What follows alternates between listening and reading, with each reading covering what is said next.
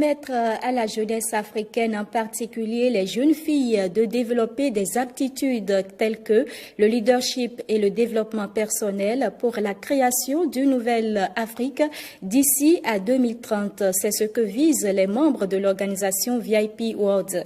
Et pour y arriver, ils ont mis sur pied un nouveau projet.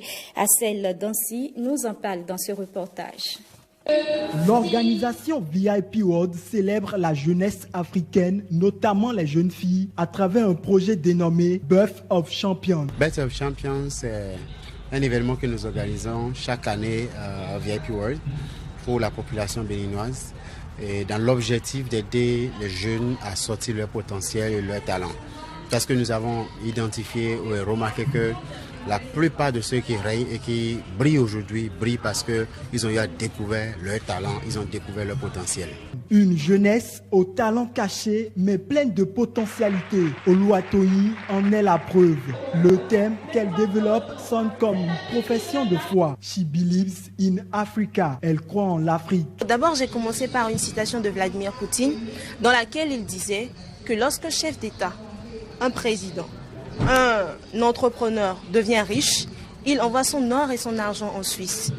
Il investit en Allemagne, il achète à Dubaï, il consomme des produits chinois. Il envoie ses enfants étudier en France, aux États-Unis, au Canada. Il fait du tourisme en Chine et je ne sais autres pays. Et quand il meurt, il revient être enterré dans son pays natal, en Afrique. L'Afrique n'est considérée comme un cimetière que pour les Africains. C'est-à-dire que les Africains, dans leur mentalité, en Afrique, il ne faut pas rester pour se développer, il faut revenir en Afrique pour mourir.